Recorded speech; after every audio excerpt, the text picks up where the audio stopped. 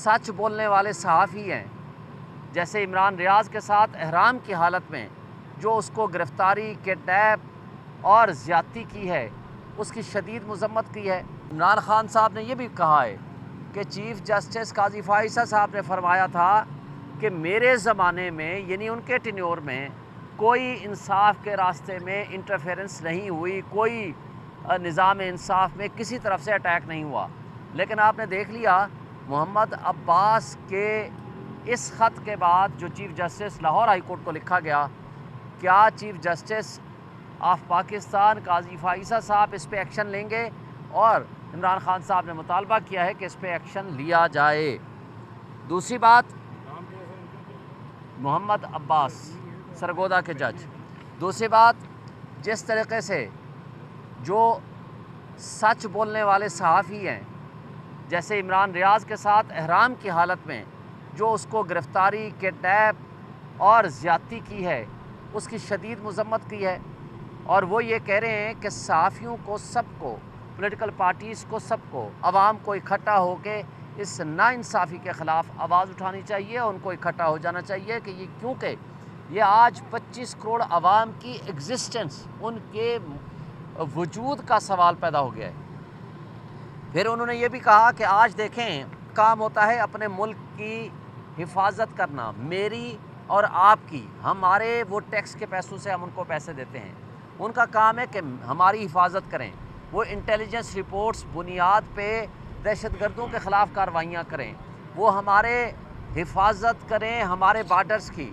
चे जाए कि वो हमारे अपने लोगों को उठाएँ। अज़हर मशवानी के 2 भाइयों को उठा लिया, शहबाज गिल के भाई को उठा लिया, और इस तरह पीटीआई के कई कारकुनान को उठा लिया गया। ये गलत तरीक़े से उनको सिर्फ पीटीआई को डिसमेंटल करने, पीटीआई के कारकुनान को उठाने के लिए इस्तेमाल किया जा रहा है, जिससे हमारे मुल्क में रूल ऑफ लॉ का जो इंडेक्स है वो ख़त्म हो रहा है। पाकिस्तान में निज़ाम इंसाफ के ऊपर सवालिया निशान उठ रहे हैं, और इस तरीक़े से ना इन्वेस्टमेंट आती है, ना लोग सरमायाकारी करते हैं, बल्कि कैपिटल फ़्लाइट हो रहा है, पाकिस्तान से पैसा सारा मुल्क से बाहर जा रहा है। फिर उन्होंने ये भी फरमाया कि आप ये देखें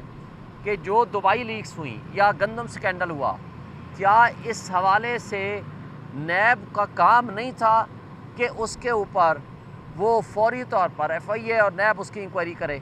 मोहसिन नकवी की फ़ैमिली के पास या उनके पास इतने पैसे कहाँ से आए? उसका मनी ट्रेल कहाँ है? मनी लॉन्ड्रिंग के ज़रिए पैसे गए हैं तो क्यों गए हैं, और उनके ख़िलाफ़ कोई एक्शन हुआ?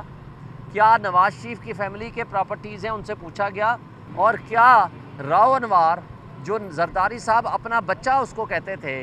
वो उसकी पता चला रिपोर्ट ये है कि 77 प्रॉपर्टीज़ हैं, शर्जील मेमन की फ़ैमिली के नाम भी हैं और उनके मुलाजमीन के नाम भी हैं। अब आप जो इस तरीक़े से, जो उन्होंने नैब लॉ के मुतालिक भी ये फरमाया है कि उस पर हम ख़त लिखेंगे सुप्रीम कोर्ट को, और वो बताएंगे कि क्यों वो ये करना चाह रहे हैं कि नैब लॉज़ को इम्प्रूव किया जाए, ना कि नैब लॉ को ख़राब किया जाए। वो एक ख़त लिखेंगे और उस हवाले से भी उन्होंने अपने पॉइंट्स हमें लिखवाए हैं। फिर जो बजट के सिलसिले में उन्होंने बात की है कि तनख्वाहदार तबके के पे बहुत ज़्यादा बोझ डाल दिया गया है, ये ज़ालिमाना बजट है, और 50 साल की तारीख़ में सबसे कम इन्वेस्टमेंट इस वक्त मुल्क में आई है। और उन्होंने ये भी बताया है कि इस वक्त देखें, नैब के हवाले से जब उन्होंने बात की कि बहुत सवालिया निशान उठते हैं कि सुप्रीम कोर्ट ने जब पूछा कि अगर ये नैब तरामीम रहती हैं तो इससे आपको फ़ायदा होगा, उन्होंने कहा कि मेरी ज़ात को तो फ़ायदा हो जाएगा लेकिन मुल्क दिवालिया हो जाएगा। और उन्होंने उसकी वजह ये बयान की कि देखें, कानून का मिसयूज़ रोकना चाहिए, मिसयूज़ ऑफ पावर रोकनी चाहिए, कानून का जो गलत इतलाक़ करते हैं उनके ख़िलाफ़ सुप्रीम कोर्ट को एक्शन लेना चाहिए, ना कि कानून ख़त्म कर देना चाहिए, उसका नुकसान मुल्क को होगा। उन्होंने फिर ये भी बताया कि जब से नैब बना 17 साल में, यानी 2018 तक, 17 साल में सिर्फ 295 अरब रुपए नैब ने इकट्ठे किए, वेरएज़ इमरान खान साहब के 3 साल के ज़माने में 480 अरब रुपए इकट्ठे किए, वेरएज़ 1100 अरब रुपए मज़ीद इकट्ठा करना था, जिनके केसेस अभी मैच्योर हो चुके थे, लेकिन उन केसेस को ख़त्म कर दिया गया नैब लॉ को तब्दील करके। उन लोगों ने जिनके अपने पर्सन स्पेसिफिक केसेस थे, پھر انہوں نے بتایا کہ کس طریقے سے میوچول لیگل اسسٹنس ہوا کرتی تھی، یعنی آپ کے پاس کوئی پراپرٹی کے ایسٹس ہیں، کوئی بینیفٹ ہیں، کوئی پراپرٹی کے کاغذات ہیں، وہ آپ نے چیک کرانا ہے دبئی سے، یو کے سے، یو ایس اے سے کہ جناب یہ اس کے ہیں یا نہیں ہیں، وہ ختم کر دیا، ان ایڈمیسیبل ایویڈنس کر دیا۔ اس کا نقصان یہ ہوا کہ آپ منی لانڈرنگ سے یہاں سے پیسہ لے کے باہر بھاگ جائیں اور وہاں سے جو بھی پراپرٹی آپ کے پاس اس کی ایویڈنس آئے، آپ اس کے اوپر میوچول لیگل اسسٹنس لے نہیں سکتے، اور اگر لے لیں تو اس کو عدالت میں ثابت نہیں کر سکتے کیونکہ وہ ان ایڈمیسیبل ایویڈنس ہے۔ اس طریقے سے جو پیسہ ملک سے باہر چلا گیا یا جا رہا ہے، ان چوروں اور ڈاکو نے اپنے صرف مفادات کی خاطر، اپنے کیس ختم کرنے کی خاطر یہ سارا نیب لاء کو تبدیل کیا۔ اور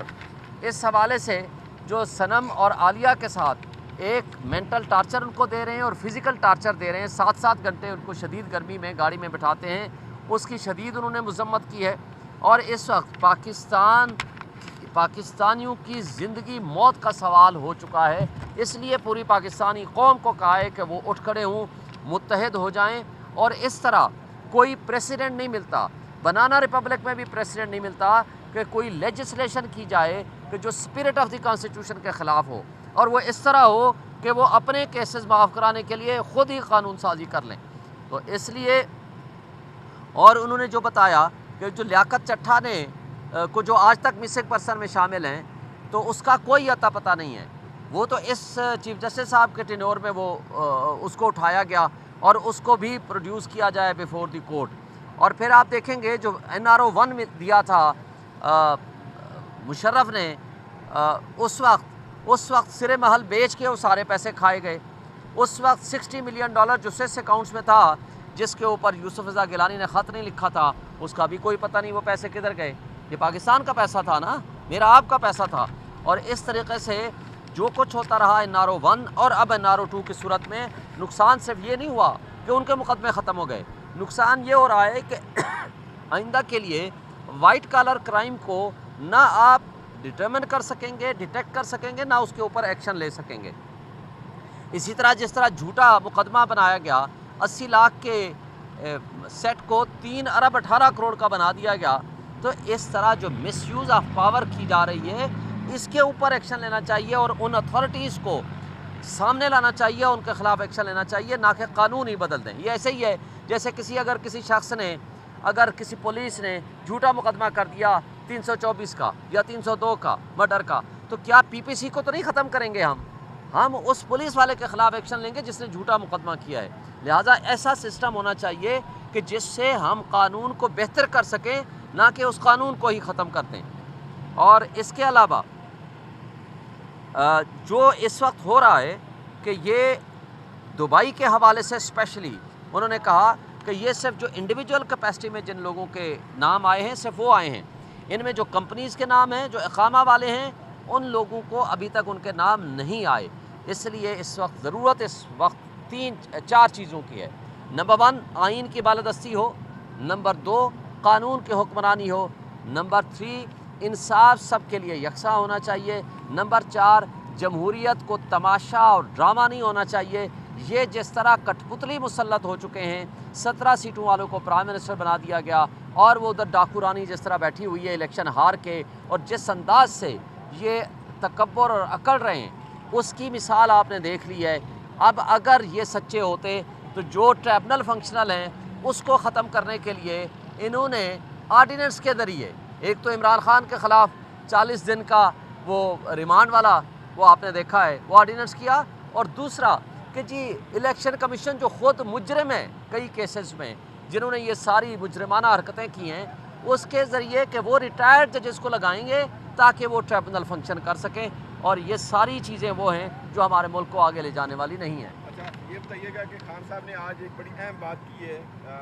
کہ ہمیں پوری بات انہوں نے سننے نہیں دی کیونکہ انہوں نے ہمیں باہر نکال دیا۔ انہوں نے کہا کہ میں تمام پارٹیوں کو یہ کہتا ہوں کہ بیٹھ کر ملک کے لیے کچھ سوچیں۔ تو اس میں انہوں نے خان صاحب نے مزید کیا چاہتے ہیں کہ وہ پارٹی کے ساتھ مذاکرات چاہتے ہیں، اسٹیبلشمنٹ کے ساتھ مذاکرات چاہتے ہیں، اس کے بارے میں تھوڑا سا کلیئر کریں۔ دیکھیں، خان صاحب نے یہ محمود اچکزئی کے ذریعے پیغام ان کو پہنچا دیا ہے، اور دوسرا انہوں نے ملک کے تمام طبقوں کو انکلوڈنگ آل پولیٹیکل پارٹیز کو یہ کہا ہے کہ آپ ملک کا سوچیں، بیٹھ جائیں، اس لیے کہ یہ ملک ہوگا تو ہم سب ہوں گے۔